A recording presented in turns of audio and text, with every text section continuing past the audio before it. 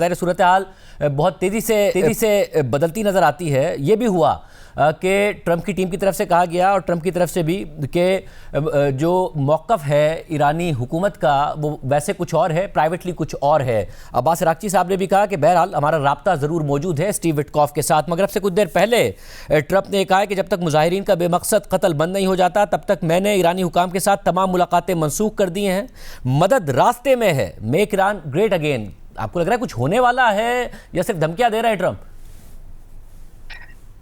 اس بات کا امکان تو بہت کم ہے کہ امریکی فوجیں براہ راست ایران میں مداخلت کریں گی. اگر آپ کو یاد ہو تو جب عراق نے ایران پر حملہ کیا اس وقت بھی ایسا لگ رہا تھا کہ آیت اللہ خمینی کی حکومت بڑی کمزور ہے اور عوام میں اس کے خلاف بڑی بے چینی ہے, لیکن جب حملہ ہوا تو ایرانی متحد ہو گئے اور اس کے نتیجے میں بعض لوگ یہ سمجھتے ہیں کہ حکومت کو جو طول ملا وہ اس جنگ کی وجہ سے ملا. تو امریکہ توقع یہ ہے کہ ایسی غلطی نہیں کرے گا کہ اپنی فوجیں وہاں بھیج دے. اب کیا مدد ہے جس کا وہ ذکر کر رہے ہیں یہ وثوق سے نہیں کہا جا سکتا. ٹرمپ ایک انپریڈکٹیبل شخصیت ہیں, ایسی شخصیت ہیں جن کے بارے میں اندازہ لگانا مشکل ہے. تو وہ صرف یہ مظاہرین کی ہمت بڑھانے کے لیے کہہ رہے ہیں یا واقعی ان کا کوئی منصوبہ ہے؟ اور دوسری طرف کچھ نہ کچھ بات چیت عمان کے ذریعے, سنا ہے پاکستان کے ذریعے بھی جاری رہی ہے اور براہ راست بھی ایرانی حکام کے ساتھ ٹرمپ کے نمائندوں کی ملاقاتیں ہوتی رہی ہیں.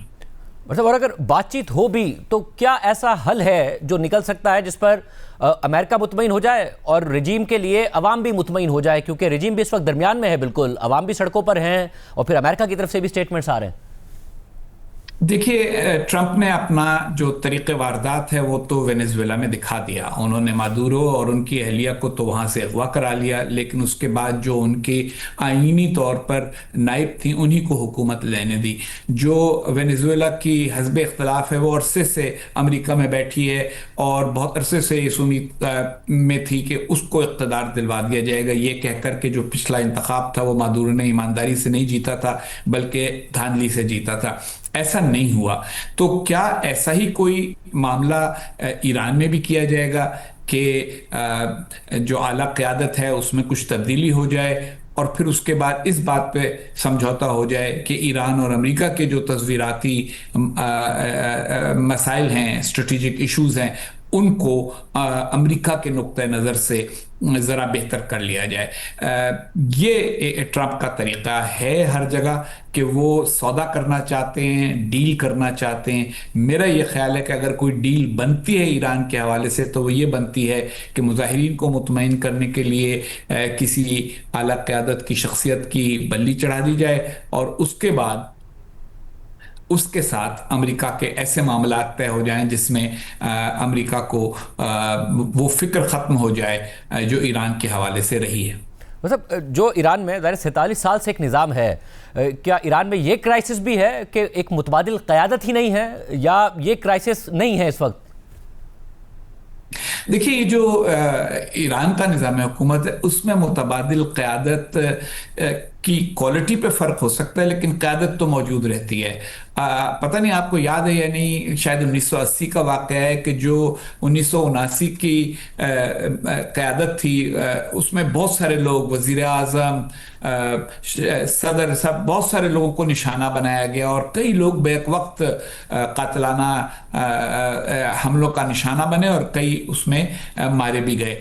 لیکن اس کے بعد کوئی نہ کوئی وہ ڈھونڈ کے آگے لاتے رہے کیونکہ ان کا جو تصور ہے حکومت کا اور اقتدار کا اس میں ایک مذہبیت ہے, تو اس لیے اس بات کی گنجائش ہمیشہ رہتی ہے کہ ایک کے بعد کوئی اور اس کی جگہ لے لے. تو میرا یہ خیال ہے کہ ایران میں متبادل قیادت تو موجود ہوگی لیکن کیا مظاہرین, عوام کی اکثریت اس متبادل قیادت پر مطمئن ہو جائے گی اور کیا تشدد ختم ہو جائے گا؟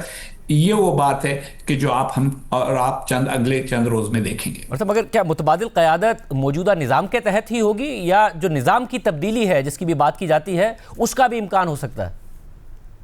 دیکھیں, نظام تو وینزویلا میں بھی وہ تبدیل نہیں کر پائے اور جو اس طریقے کا مرکزیت پسند نظام ہوتا ہے اس کو تبدیل کرنا آسان نہیں ہوتا.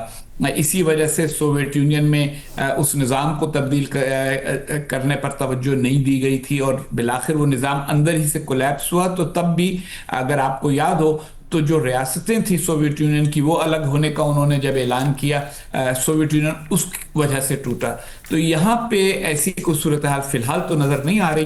نظام تبدیل ہوگا تو کیا نیا نظام آئے گا، اور اس نظام پر اتفاق رائے کیسے پیدا ہوگا، اور جو پرانا نظام ہے جس کے بہت سارے افراد شرکا ہیں، وہ سارے کے سارے کیا خاموشی سے گھر چلے جائیں گے؟ مجھے نہیں لگتا۔ تو کیا ایران میں کسی قسم کی خانہ جنگی کا امکان ہے؟ یہ اب دیکھنے والی بات ہے کہ کون ایسی طاقت رکھتا ہے کہ وہ مظاہرین کی بنیاد پر خانہ جنگی شروع کر سکے۔ مظاہرے کرنا شاید آسان ہے، خانہ جنگی کرنا ذرا مشکل ہوگا۔ اور حسین اکرم صاحب، ظاہر مظاہرے پہلے بھی ہوئے ایران میں، اس سے بڑے مظاہرے بھی ہوئے ہیں، مگر نظام برقرار رہا۔ اس دفعہ معیشت کے حوالے سے بہت زیادہ ناراضیاں ہیں لوگوں کی، اور خود ایرانی حکومت بھی اس بات کو تسلیم کر رہی ہے کہ مسائل ہیں، اور مسائل ہوئے ہیں سال ہر سال کی جو بین الاقوامی پابندیاں ہیں اس کے بعد۔ اب حکومت کیا اس کم از کم معاشی مسئلے سے نکل سکتی ہے کہ جس میں کرنسی بری طریقے سے گر رہی ہو، اس بات کے بغیر کہ وہ بین الاقوامی دنیا سے انگیج کرے، اور اس طرح انگیج کرے کہ اس پر سے پابندیاں ہٹے؟ یہ بھی تو امکان ہے نا کہ رجیم اور نظام یہ کہے کہ آپ کی بات ہم نے مان لی، ہم بین الاقوامی کمیونٹی کے ساتھ انگیج کرنے کو تیار ہیں، مقبر امریکہ کا دور ختم ہو گیا، اب ہم آگے بڑھیں گے اور آپ کے مسائل کی طرف توجہ کریں گے، ذرا آپ لوگ گھر چلے جائیں اور مظاہرے بند کر دیں۔ اور ایسے میں مظاہرے بند ہو جائیں گے جس انٹینسٹی کی ہو رہے؟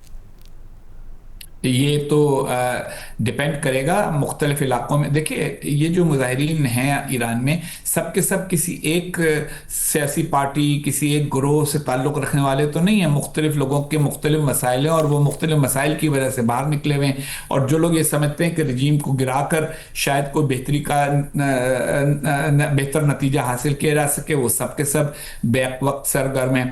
اگر ان میں سے کسی کے پیچھے کوئی بین الاقوامی طاقت ہے تو اس طاقت کے ساتھ مذاکرات کر کے معاملات کو ختم کیا جا سکتا ہے۔ نظام پوری طرح سے آسانی سے تبدیل ہوگا، یہ مجھے نظر کم آتا ہے، لیکن جب بھی ایسی کوئی سچویشن ہوتی ہے جو انپریڈکٹیبل ہو تو اس میں بہتر یہی ہوتا ہے کہ آدمی تیل دیکھے، تیل کی دار دیکھے، اور اس بات کا انتظار کرے کہ واقعات رونما ہوں، نہ کہ اس بات کی کوشش کرے کہ ان کی پیشگوئی کی جائے۔ مطلب چین اور روس جو ہیں، ظاہر ہے وہ بھی معاشی طور پر چین تو بڑی طاقت ہے، وینزویلا میں جو کچھ ہوا اس کے بعد انہوں نے سخت بیانات تو جاری کیے، ان کے آئل ٹینکر بھی پکڑے گئے، اگر روس کے سخت بیانات ضرور جاری کیے گئے، عملی طور پر کچھ نہیں کیا۔ اب جبکہ ٹیرفز لگا دیے ہیں اضافی ایران سے معاملات کرنے والوں کو یا تجارت کرنے والوں کے اوپر 25% ایکسٹرا، تو اس پر بھی چین کی طرف سے سخت بیان تو آیا ہے۔ اس کے علاوہ اس کے آگے کوئی توقع کی جا سکتی ہے کہ کچھ ہو، یا اس سے زیادہ کچھ نہیں ہو سکتا؟ اس بات کا تو امکان ہے کہ چین اور روس ایران کی جو حکومت ہے اس کے لیے اگر کوئی وسائل کی فراہمی ہو یا مظاہرین سے نمٹنے کے لیے کسی قسم کی ٹیکنالوجی کا تبادلہ ہو تو وہ ہو سکتا ہے، لیکن اس وقت سب کو پتہ ہے کہ امریکہ کا جو ایک بین الاقوامی نظام کے ساتھ تعلق تھا وہ ہلکے ٹوٹ رہا ہے۔ امریکہ یہ نہیں چاہتا کہ دنیا کسی بھی نظام کے تحت ہو، بلکہ صرف صدر ٹرمپ اور ان کی خواہشات کے تابع ہو۔ تو ایسے موقع کے اوپر شاید سمجھداری کا تقاضا سب کے لیے یہی ہے کہ مرحلہ جو موجودہ ہے وہ گزرنے دیا جائے، اور انتظار کیا جائے اس وقت کا جب کسی قسم کی ریشنل ڈیسیشن میکنگ امریکہ کی طرف بھی واپس آئے گی۔ اسی موقع کے اوپر چین، روس وغیرہ بھی اقدامات ایسے کریں گے کہ جس کے نتیجے میں ان کی بین الاقوامی قوت برقرار رہے۔